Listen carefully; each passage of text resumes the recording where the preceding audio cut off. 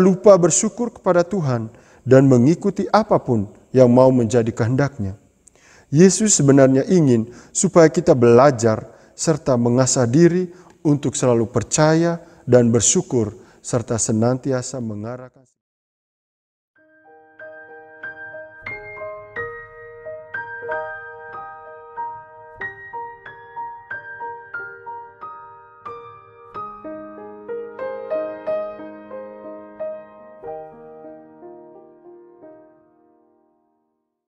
Inilah Injil Yesus Kristus menurut Yohanes. Dimuliakanlah Tuhan. Ketika Lazarus jatuh sakit, kedua saudaranya Maria dan Marta mengirim kabar kepada Yesus. Tuhan, dia yang engkau kasihi sakit. Mendengar kabar itu, Yesus berkata, penyakit itu tidak akan membawa kematian, tetapi akan menyatakan kemuliaan Allah, supaya melalui penyakit itu Putra Allah dimuliakan. Yesus memang mengasihi Marta dan saudaranya serta Lazarus. Namun setelah didengarnya bahwa Lazarus sakit, ia sengaja tinggal 2 hari lagi di tempat ia berada. Tetapi sesudah itu dia berkata kepada murid-muridnya, mari kita kembali lagi ke Yudea. Ketika Yesus tiba di Betania, didapatinya Lazarus telah 4 hari terbaring di dalam kubur. Ketika Marta mendengar bahwa Yesus datang, ia pergi menemui dia. Tetapi Maria tinggal di dalam rumah. Lalu kata Marta kepada Yesus, Tuhan, sekiranya engkau ada di sini, saudaraku pasti tidak mati. Tetapi sekarang pun aku tahu bahwa Allah akan memberikan kepadamu segala sesuatu yang engkau minta kepadanya.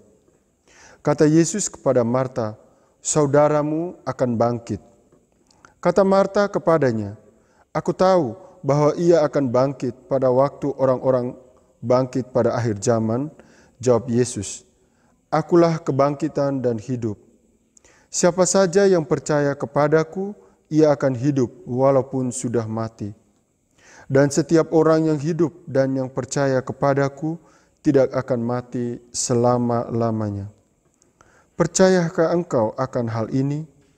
Jawab Marta, ya Tuhan, aku percaya bahwa engkaulah Mesias, Putra Allah yang akan datang ke dalam dunia. Kemudian ketika melihat Maria menangis, Yesus sangat terharu dan berkata, di manakah dia kamu baringkan? Jawab mereka, Tuhan, marilah dan lihatlah. Lalu menangislah Yesus. Kata orang-orang Yahudi, lihatlah, ia sungguh mengasihi dia.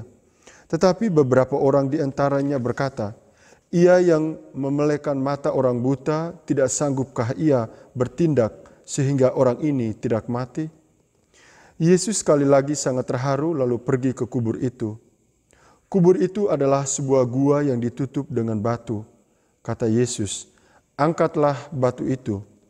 Marta, saudara orang yang meninggal itu berkata kepada Yesus, Tuhan, ia sudah berbau sebab sudah 4 hari ia mati. Jawab Yesus, bukankah sudah aku katakan kepada kamu, jika engkau percaya, engkau akan melihat kemuliaan Allah? Mereka pun mengangkat batu itu, lalu Yesus menengadah ke atas dan berkata, Bapa, aku mengucap syukur kepadamu karena engkau telah mendengarkan aku. Aku tahu bahwa engkau selalu mendengarkan aku. Tetapi oleh karena orang banyak yang berdiri di sini mengelilingi aku mengatakannya supaya mereka percaya bahwa engkaulah yang telah mengutus aku. Sesudah berkata demikian, berserulah ia dengan suara keras, Lazarus, marilah keluar. Orang yang telah mati itu datang keluar, kaki dan tangannya masih terikat dengan kain kafan, dan mukanya tertutup dengan kain peluh. Kata Yesus kepada mereka, bukalah kain-kain itu dan biarkan ia pergi. Banyak di antara orang-orang Yahudi yang datang melawat Maria dan menyaksikan sendiri apa yang telah dibuat Yesus, percaya kepadanya. Demikianlah sabda Tuhan, terpujilah Kristus.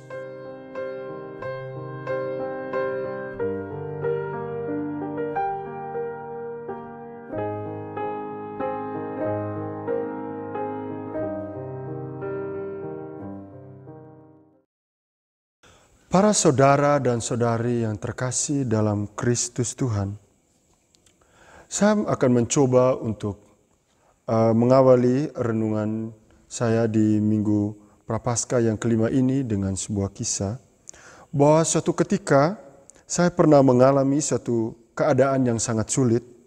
Begitu sulitnya sampai saya sungguh-sungguh merasa sangat putus asa. Perasaan yang muncul saat itu adalah sedih, kecewa, dan bahkan saya merasa bingung. Sedih karena menganggap hal itu biasa terjadi pada diri saya. Mengapa hal itu bisa terjadi? Lalu yang kedua, perasaan kecewa karena merasa sendiri dan tidak ada yang mau peduli dengan saya. Dan ketiga adalah perasaan bingung karena saya merasa tidak tahu harus berbuat apa. Yesus mendengar kabar bahwa Lazarus, orang yang dikasihinya itu jatuh sakit. Tetapi Yesus memilih untuk tidak segera mengunjungi Lazarus. Hati siapakah yang tidak panik jika Yesus merespon hal itu dengan sebuah permintaan atau dengan cara yang demikian? Terkesan bahwa Yesus itu sangat tidak peduli. Bisa jadi terjadi demikian. Yang lebih mengecewakan lagi adalah bahwa Yesus itu datang di saat Lazarus sudah terkubur selama 4 hari. Kata Marta sangat jelas apa yang ada dalam pikirannya, bahwa semuanya itu sudah terlambat. Lazarus sudah mati. Jadi apa yang bisa dilakukan Yesus? Para saudara dan saudariku yang terkasih dalam Kristus Tuhan, Maria dan Marta yang dikisahkan dalam Injil pada hari ini merasakan suatu kondisi atau keadaan yang sulit seperti apa yang pernah saya rasakan. Pertama, mereka itu merasa sedih karena kematian saudaranya Lazarus. Padahal dalam pandangan orang Israel, laki-laki itu merupakan harapan sekaligus menjadi tulang punggung dalam keluarga. Kedua, mereka itu merasa kecewa terhadap Yesus karena saat Lazarus dalam keadaan sakit, Maria dan Marta telah mengirim berita kepada Yesus supaya ia datang. Akan tetapi Yesus malah dengan sengaja menunda untuk datang ke Betania dan menetap 2 hari lagi di seberang sungai Yordan. Kekecewaan itu sangat nampak dalam ungkapan Marta saat ia bertemu Yesus. Tuhan, sekiranya Engkau ada di sini, saudaraku pasti tidak akan mati. Dan yang ketiga yang dialami oleh Maria dan Marta adalah mereka merasa bingung. Ketika Yesus mengatakan, angkatlah batu itu. Di depan makam Lazarus, Yesus itu sebenarnya mau mengatakan apa? Lalu karena Lazarus itu sudah mati, malah disuruhnya buka batu penutup makam. Kebingungan ini nampak sangat jelas dalam kata-kata Marta. Tuhan, ia sudah berbau sebab sudah 4 hari ia mati. Maka dari itu para saudara dan saudariku yang terkasih dalam Kristus Tuhan, apa yang sebenarnya mau kita pelajari atau yang mau kita refleksikan dari situasi yang dialami oleh Maria dan Marta yang sedang mengalami situasi sedih, bingung dan bahkan kecewa dengan cara Yesus ketika mereka mengalami kehilangan karena kematian saudaranya Lazarus.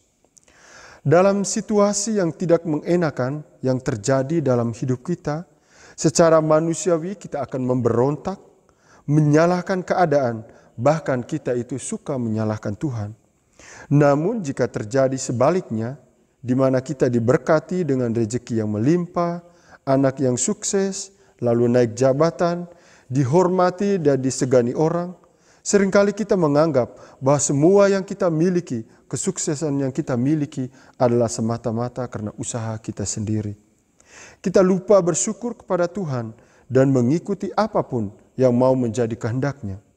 Yesus sebenarnya ingin supaya kita belajar serta mengasah diri untuk selalu percaya dan bersyukur serta senantiasa mengarahkan segala hati dan pikiran kita kepada Tuhan.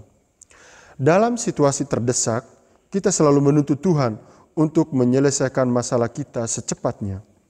Tetapi kenyataannya justru Tuhan itu sengaja menunda. Misalnya dalam tinggal 2 hari lagi atau menunda 2 bulan, bahkan 2-3 tahun lah. Untuk lebih lama lagi dan tidak bersegera menolong kita. Ketika hal itu terjadi, masihkah kita tetap berharap dan percaya kepadanya?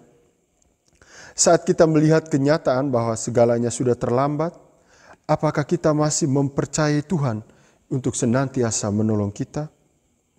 Belajar dari kisah Maria dan Marta yang dikisahkan dalam Injil pada hari ini, kita diajak untuk terus mengingat pesan Yesus bahwa sebab demikian lebih baik bagimu supaya kamu itu dapat percaya. Jujur saja untuk tetap percaya dan menantikan Tuhan di saat situasi yang bagi kita sudah terlambat itu tidaklah mudah. Namun di situasi terdesak dan seolah terlambat inilah Tuhan sedang menguji kepercayaan kita. Ketika Tuhan sengaja menunda permohonan kita atau bahkan ketika semuanya sudah terlambat, akankah kita terus berharap kepadanya dan percaya kepada Tuhan? Ataupun sebaliknya, kita mulai kecewa kepada Tuhan. Mari kita renungkan. Kemuliaan kepada Bapa dan Putra dan Roh Kudus, seperti pada permulaan, sekarang, selalu, dan sepanjang segala abad. Amin. Marilah kita berdoa. Allah yang Maha Baik, kami senantiasa bersyukur dan berterima kasih kepadamu untuk segala rahmat, berkat, dan cintamu. Kami masih berharap dan memohon kepadamu untuk senantiasa membimbing dan memampukan kami, agar kami selalu berharap akan cinta kasih-Mu dalam situasi apapun yang kami alami dalam hidup. Dan kuatkanlah kami sehingga kami tidak mampu menyerah ketika kami mengalami kesulitan, tantangan dalam hidup kami. Dan mampukanlah kami selalu, kini dan sepanjang masa. Amin.